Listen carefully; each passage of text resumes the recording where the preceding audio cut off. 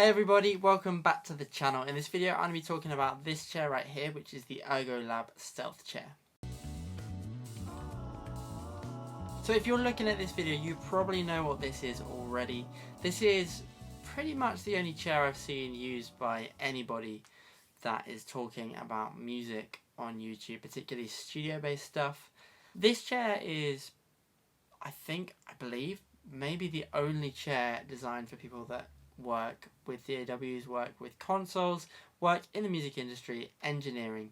They spend a lot of time sat down doing music. This is the chair for them. For context, I had a probably about £200 chair from Staples, but obviously moving into doing more pro audio work, sitting down, working on mixes constantly, doing production in this room here as well as in the main studio, meant that that chair kind of ended up in pretty much of a mess. This chair comes in at, I paid around £900 for it, but it's now gone up a little more over here in the UK. I got it through the guys over at Universal Distribution, so Paul there was really helpful in getting it to me really quickly, and their price is now £9.75 in the UK. In terms of how this chair comes, it comes in a really big box. It's really heavy.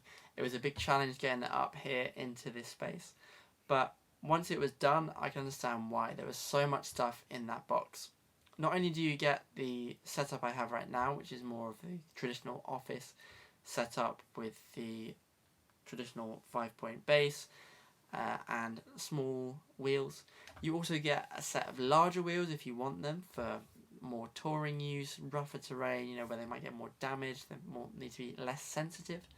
But you also get a taller pole as well. So if you need to use this in a live sound situation with a higher up desk, more out of the way, you can do that.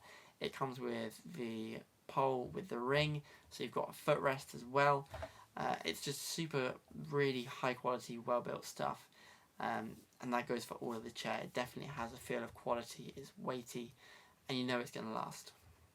Now with that price, I imagine that's why you're here watching this review, so let's dive into some of those features. One of the most important things for me was to have versatile armrests. Armrests that I could move out of the way, but also really did support my arms.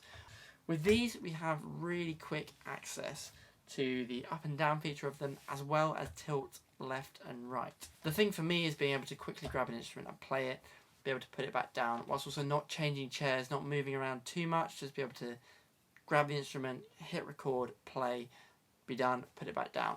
And this chair does facilitate that to some extent. It's not perfect, and that's maybe one of the only places where this chair hasn't come up totally trumps for me, is with the arm movement. But I'll go into that now. So we've got the armrests that go up and down. They have little triggers underneath each of them, and you just press the triggers in, push down to get them right out of the way, down low, or press them in and pull them up to get them right up here.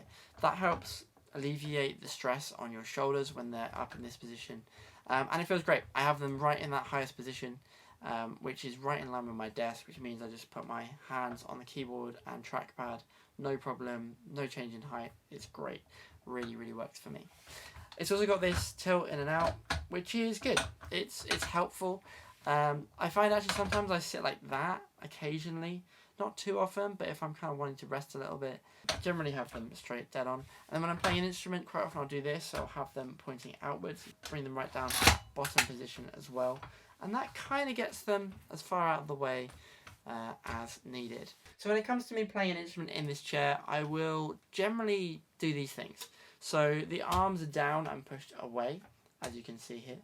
And I will unlock the base of the chair and put it into the standard position, which I'll talk about in a minute, but a more traditional chair position. With the chair locked in place on the base, I'll then unlock this back support, which is using this trigger on the left here.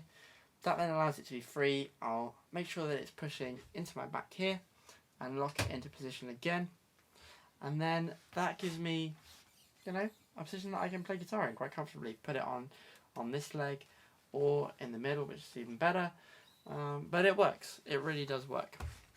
The same setup also works pretty well for bass. Again, it sits across the right leg very comfortably. I've got some back support there. I'm slightly twisted, not dead straight on. If you're dead straight on, unfortunately, the arm here does catch a little bit. It does get in the way, which isn't ideal, but you can either choose to lean forward a little bit, which the chair will support you on the bottom, which is good, or again, sit back into it slightly at an angle. Of course, you do have the option to remove the arms entirely if you wanted, but I think generally you want to really keep them on because it really does add to the overall ergonomic feel of this chair. So whilst you can definitely play an instrument sitting in this chair, I don't think it's the strength of the chair. It's an option that can work, but everything else that this chair is designed for, it's really great at doing. It has the arm adjustment as we've discussed. Then we have this lever down here on the left hand side.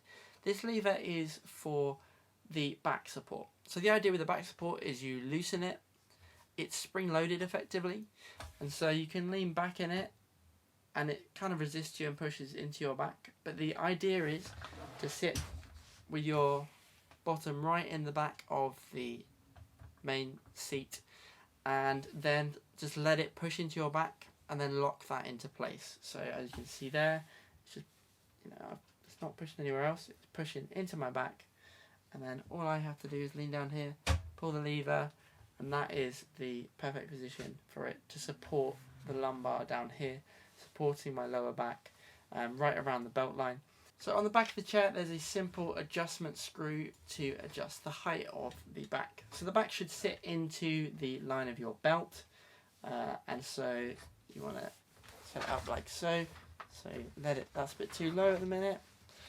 Move it up until the centre of it is in line with your belt buckle, and then you want to just tighten it up on the side, and that gives you the perfect position to support your lower back. Then on the right hand side of the chair we have another two levers. The one at the front is your simple height adjustment. So what you want to do is just have it so that your feet are flat on the floor. That's the ideal position according to the documentation. And then the lever here on this side is what changes the angle of the seat.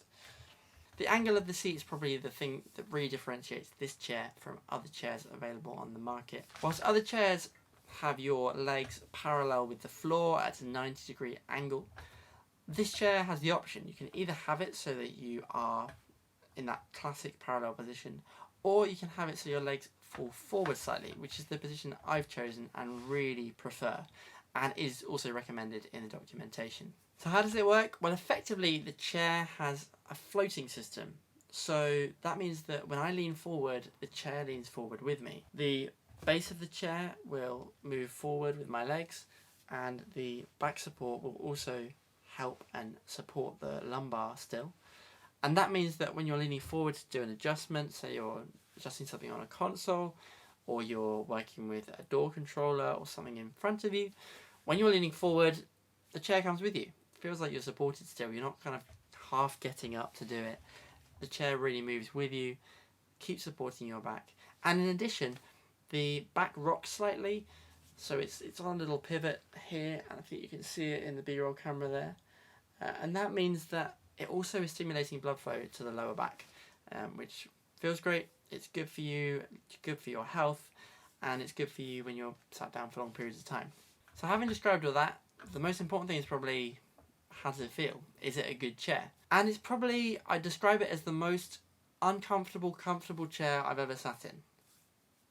The thing about this chair is it's different to any other seating experience I've had, but I remember the first time I sat in it and it felt like it told me how my back was supposed to be. And not only has that made a difference to how I sit, it's also made a difference to how I stand. I feel like when I'm sitting in this chair, I'm in a natural posture, and I get up, and that's how I'm meant to be. This chair really does tell you how to sit and how to have your back, and that was the thing that blew my mind. While it does that, it's kind of not comfortable in a traditional sense, which is the odd thing about it. Whereas most chairs you expect to sit back in, lean back in, and that's what's regarded as a comfortable seating position. This isn't comfortable to sit in that way, but it's really comfortable in a very human, natural way. It makes you feel like you are just in your natural position. And that's the thing, your back is free. I don't have anything impeding this upper body, as you can see. And that means you just feel like you've got loads of stamina, you can keep working because you're not going to get uncomfortable. It's kind of like standing but sitting. It just feels like the most natural thing in the world. Whilst it feels like the most natural thing in the world, it's also not like it disappears entirely. You do know you're sat on it, and you do know that there are more comfortable ways to sit on this chair that you should really be adhering to. For instance, I know that I need to have my feet flat on the floor like they are now, but sometimes when I'm in a mix session or I'm listening back, sometimes I will kind of move around into these kind of positions or try and bring a leg up here, and actually the chair becomes kind of more uncomfortable when you do that. It really does want you to sit in the correct posture, stay there. The mesh seat on the chair is really comfortable. It does give you that kind of floating feeling. It's not particularly tiring. It doesn't make you get a numb bottom or whatever, none of that kind of stuff. I've also found that I just don't really suffer from any back pain or discomfort anymore, and really I've actually not had any of that at all. I've upgraded to a memory foam mattress, I've got this chair, I'm really sorted when it comes to posture, and it's great. I've not been suffering with any of that stuff, and that prevents headaches and things that then stop you from mixing, stop you from working and take away from your work time. The final thing I found is that by being in a chair that does support your posture more readily, the mix position is much enhanced because I'm not moving.